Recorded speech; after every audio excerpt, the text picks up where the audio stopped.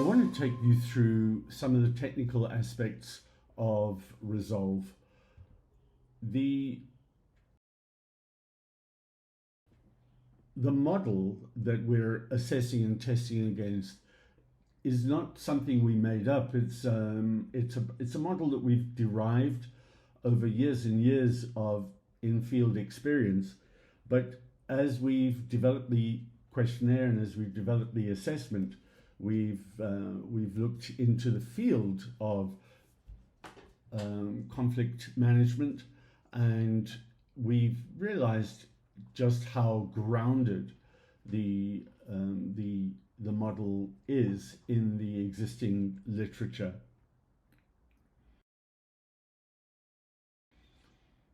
If we look at the idea of human beings coming together and working in teams or working in organization, we go back to Tuckman, and Tuckman recognizes in his enduring model the stages of forming, storming, norming, performing, and then the later edition, adjourning. And at each of those points, the relationships between people, they become frictionalized, or they have the potential to become frictionalized at the borders of individuals or teams or groups. It's like in physics, when a body of air is all the same temperature and all the same density, there is no friction. It's a clear sky, clear day. But the moment we get currents of hot air and cold air, the moment there's differentiation between the properties of one body and another, there is the potential for friction at the boundary between those elements. And it's the same in human teams. Whilst we're all confluent and working together and happily unaware of difference between ourselves and others, there is very little room for conflict. But the moment different needs arise, different hopes, aspirations, different resources, different rules apply, different values, then they're at the boundary between those teams or people, there is room for friction.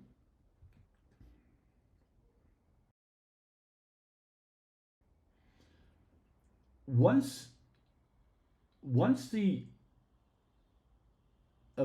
there's an awareness of the differences between a group and another, or a person and another, that awareness of needs, human needs, different needs, and different ways of accomplishing what the teams are setting out to do, then that awareness triggers threat. It triggers threats in the realms of recognizing that we are different. I am not you, and you are not me.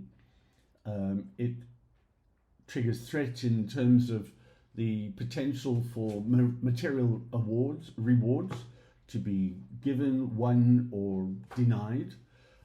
It triggers threat in terms of who seems more dominant, who seems more submissive or subservient. And then in terms of our old go-to, Maslow, it triggers threat, particularly perhaps in the safety and even physiological needs, but also then in self-esteem needs and so on. So the awareness of difference triggers threat.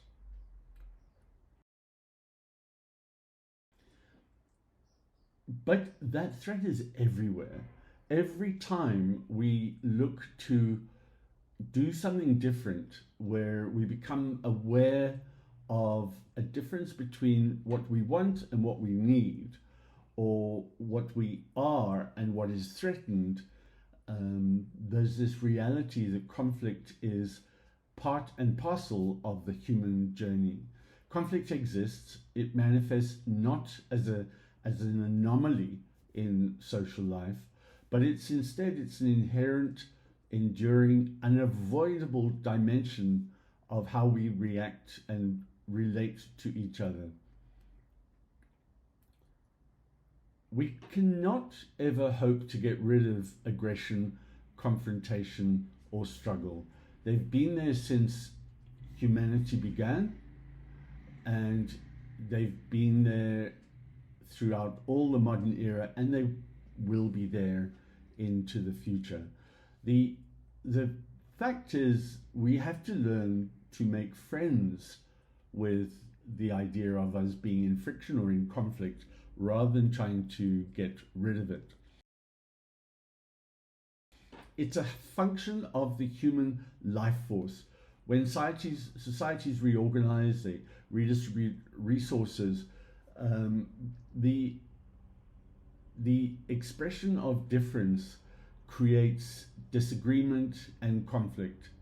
Conflict's embedded in the very processes of social life, and it's an ordinary consequence of people and groups pursuing incompatible goals or seeking to protect valued resources. And let's just think about this. When you're a user of Resolve, when you're a facilitator, coach, a mediator, or a manager in an organization, the important focus is it is an ordinary consequence of being people and being groups and pursuing what seem to be incompatible goals.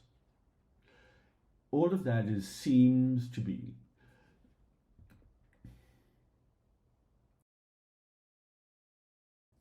It has a positive outcome. Conflict is physiological and useful. It contributes to social dynamism, and it even reinforces systemic ability. It's a little bit like a farmer plowing a field. A field in and of itself has potential to grow crops, to grow harvests.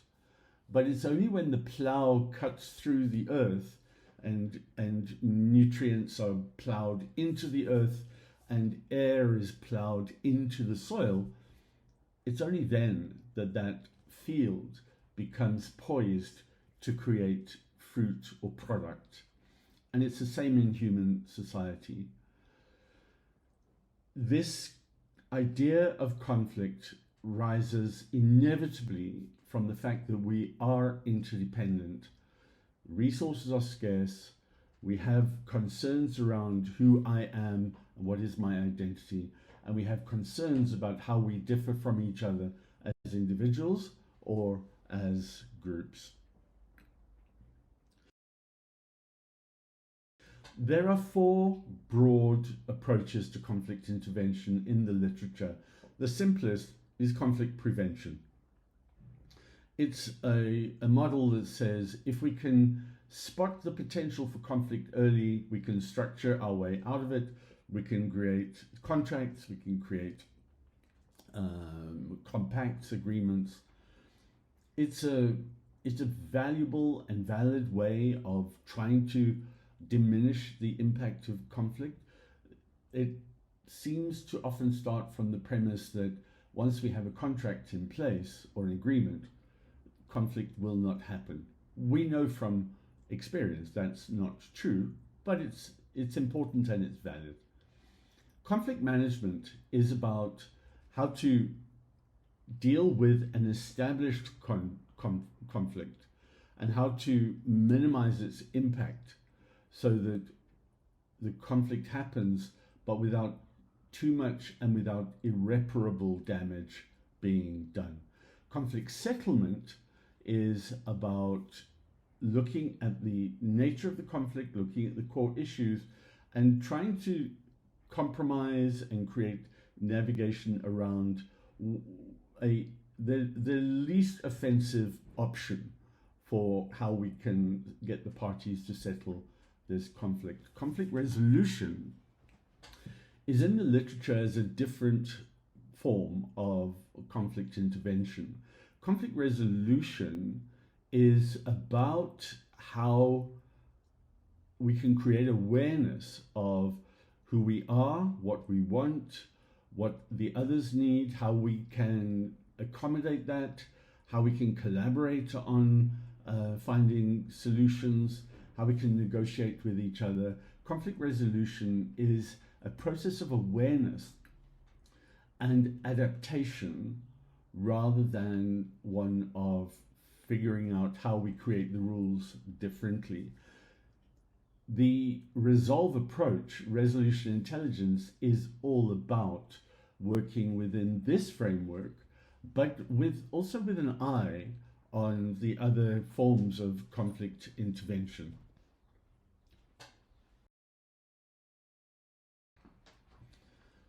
So conflict resolution is about constructive rather than destructive change. It's about identifying the problem, then generating alternatives, evaluating consequences, and implementing solutions. And the key vehicle is an increase in awareness of what's going on. Where do I as an individual fit in? Where do we as a team fit in? Where do we as an organization fit in? And it's about an awareness of what is really in play here. It's about, do I really dislike that team? Does finance and sales really fundamentally dislike each other? Or what are the games that are attached to what each one is doing? How do we work together? How could we work together to meet each team's individual needs, sales and finance in this case? What happens when we become aware of the other's position?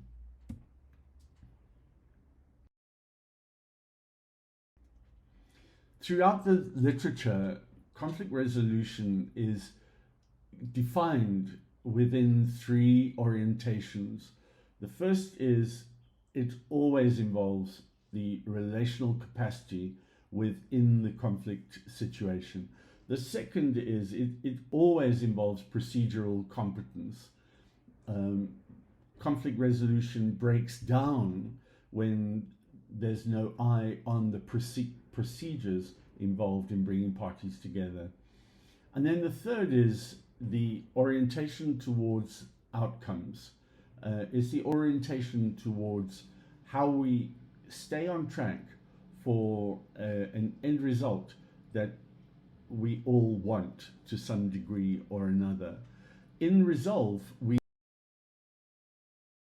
translate this into, very simply, relational capacity from the literature becomes people in our words, procedural competence becomes process, and orientation towards outcomes becomes progress. So let's think about resolution intelligence and where it fits in to conflict resolution. So resolution intelligence starts years ago with Gardner's 11 intelligence revolution, his approach to say, we don't just have IQ, and he identifies 11 intelligences. Then traditional leadership styles that come through tend to avoid or suppress conflict.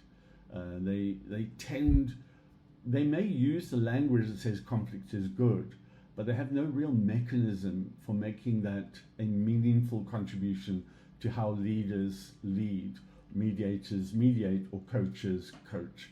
Resolution intelligence reframes disagreement as an opportunity for awareness and understanding, for growth, innovation, and an increase of trust. It's not about being conflict averse, it's about being adaptive and conflict capable.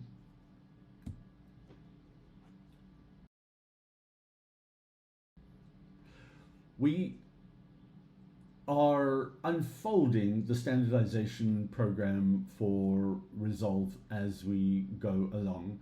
So right in the beginning, we identified in practice the people, process, results dimensions. We attached to that from experience, empirically, the accommodator, collaborator, facilitator, negotiator, and the fixer driver dimensions or styles. Then we had an expert panel, people involved in assessment, in mediation, in coaching, and that involved three of us, me, James Ashton, Kathy Farlam, and Luke Monahan. And we looked at this very closely and decided where to from here.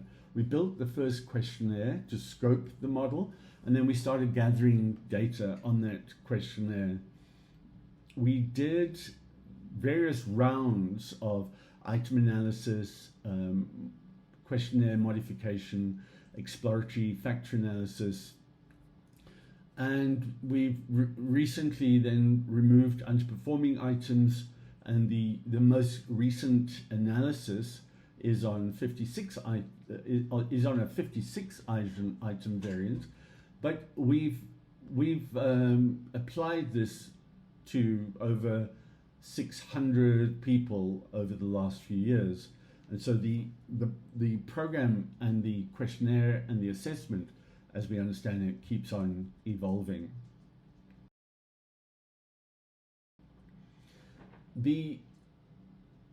One of the things we've looked at very clearly is to figure out whether we know that the orientations people process progress, we know that is strong and that is stable. We've looked at our styles being the factors, and we've wondered to what degree is that stable, and we've done quite a lot of work on that. So the driver scale is stable. We've done a lot of work on rewriting the driver scale so that it's in its current form is really strong. We've reviewed and refined the factor structure.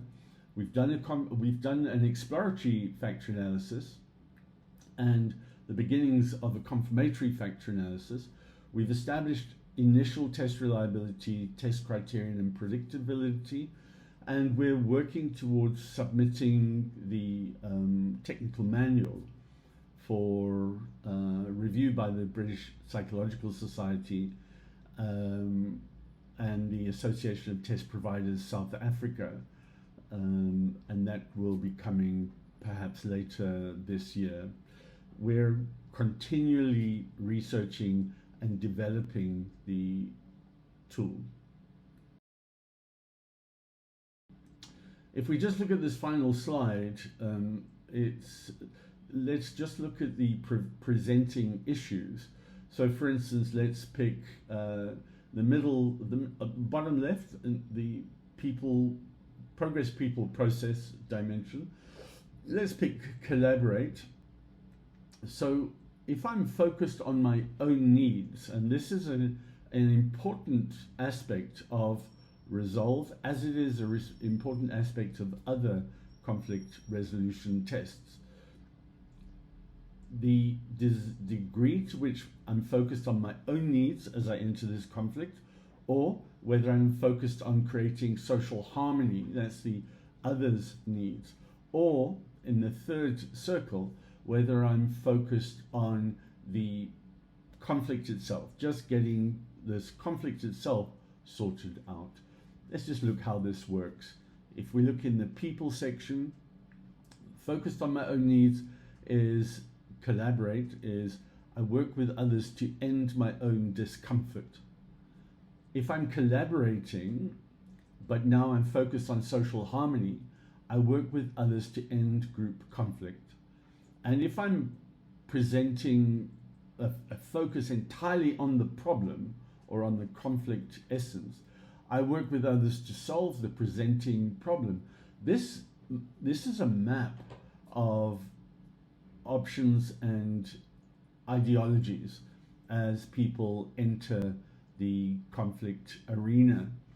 And this map translates its awareness and its growing sense of flow and awareness. And this map becomes the essence of the resolve report that you see